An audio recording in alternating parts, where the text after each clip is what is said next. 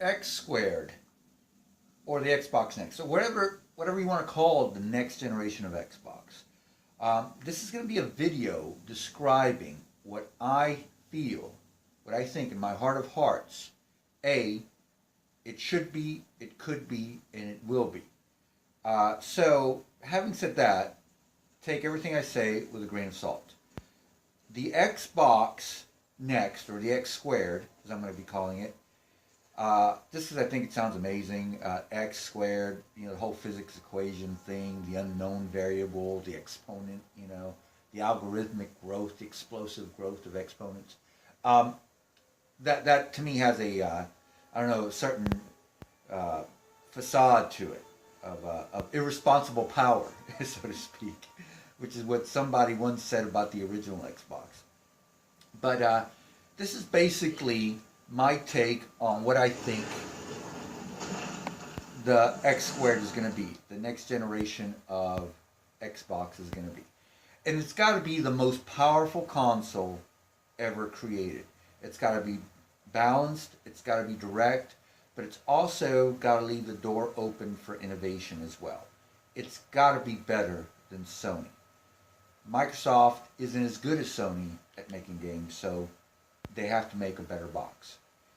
And then they have to take advantage of that power and run with it. They have to take the ball and run with it. So having said that, this is basically predicated on the Sony PlayStation 5 coming out in 2020 and the Xbox Squared, or X Squared, coming out in 2021 on a 7 nanometer plus node. So with that, we're looking at an SoC whose GPU is going to be right at around 32 teraflops with a GPU, with next generation GPU, and the CPU is going to be, this is what I want, so this is what I'm going to say. Of course, none of this means anything. This is a fanciful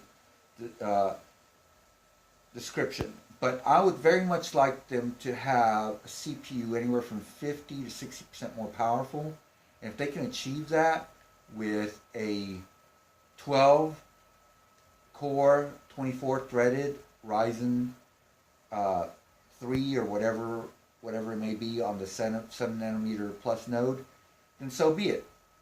And I'm going to get off a little bit onto why, and that is because I think one of Xbox's identities could be at 60 frames a second, and I could care less about 60 frames a second for the most part, but I understand it's an identity. So wouldn't it be amazing to have a competitor, to have an Xbox stick around, because one of their strengths is being able to maybe take a slight hit on image quality, which, to be quite honest, with the power that these things are going to be putting out potentially, it wouldn't be too big of a deal, but double the frame rate. And a lot of that is going to be predicated on a very powerful CPU when compared to the PS5. I've been going back and forth in my mind as to how much memory and what type of memory. And I thought surely in 2021 we might be able to figure out a solution for HBM3 that could allow the Xbox to hit 64 gigs with HBM3. I haven't seen anything that would change my mind as far as this being a pipe dream. And given the speeds that GDDR6 or GDDR6X, whatever potential, could hit in the future, right around the time that it needs to be available for the X squared to come out, it just seems like you'd be better off just going with a slightly slower but much faster memory than what we have available now in GDDR6 or whatever variant of it is available by the time the X squared is out. That makes it a little bit something that's not necessary. I was going back and forth. Maybe they should do 64 gigabytes of HBM3 or 128 gigabytes maybe of GDDR6, especially if prices come down, as I hope they will. They have to. Moore's Law. What you guys have been seeing in the marketplace, this is unnatural. This is not the way the industry has been going for the last 40 years, guys. So I don't expect, ladies and gentlemen, I don't expect for it to continue. It's got to drop down. We've got to see some massive increases in memory and gigabyte per dollar. And we will. Eventually we will. And hopefully this is going to be the case by the time the X squared is out. So I thought maybe either 64 gigs of HBM3 or 128 of GDDR6. But when I think about it, at 64 gigs, what I think should be more than enough, given the fact that they've been going up 16-fold every generation, maybe they would fudge a little bit on quantity this time in order to go for speed, because I think speed is where it really lies.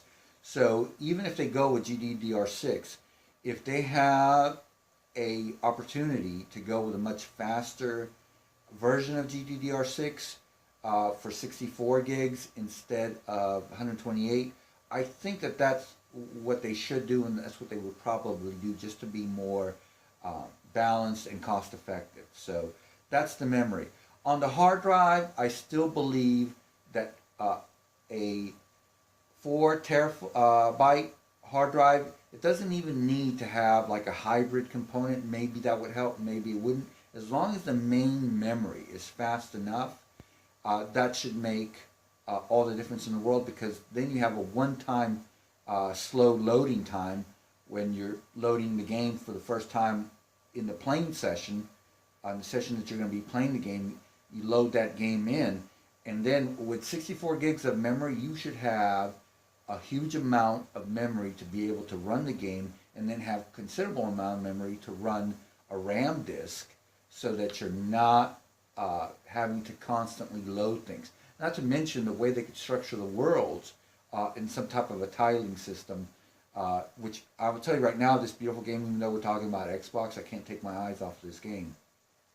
This beautiful game, without any spoilers, I don't remember having to sit through a load screen other than the screen for when we first boot this game up.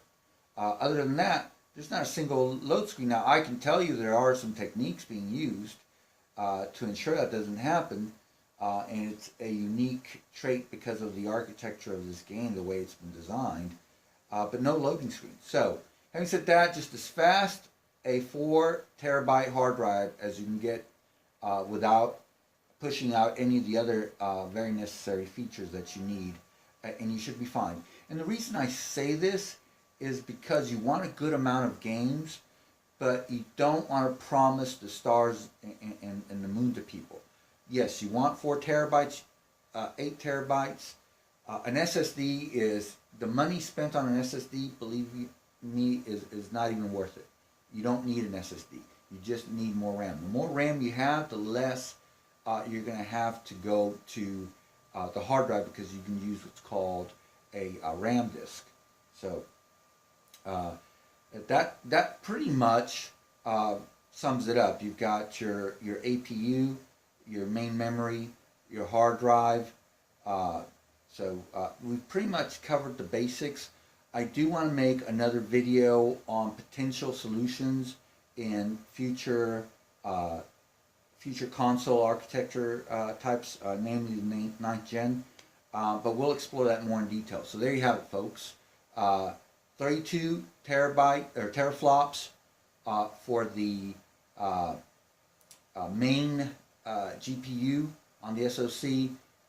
We're going to have a CPU hopefully about 10 times as powerful as what's on a baseline PS4, just to get you guys, kind of steps are based on about 10 times the power. Good enough, basic, or maybe even 10 times the power as the original Xbox One. Let's just put it this way. It's got to be incredibly powerful, and in order to be able to offer the option between a better visuals or 30 frames a second on the third-party titles. And then also maybe even on the first-party titles if they're not too taxing on the simulation side. All right, so you guys rate, comment, subscribe. If you think I'm absolutely nuts, I completely understand, but tell me why. Just tell me why. If you like this video, like it. If you dislike it, dislike it. I'd rather you tell me why you dislike it instead of disliking it. But if that's where your heart is, by all means. All right. I'll talk to you guys later, and I've got a couple more videos coming up hopefully by the end of the week, and I look forward to talking to you guys some more. All right. Take care. Bye bye.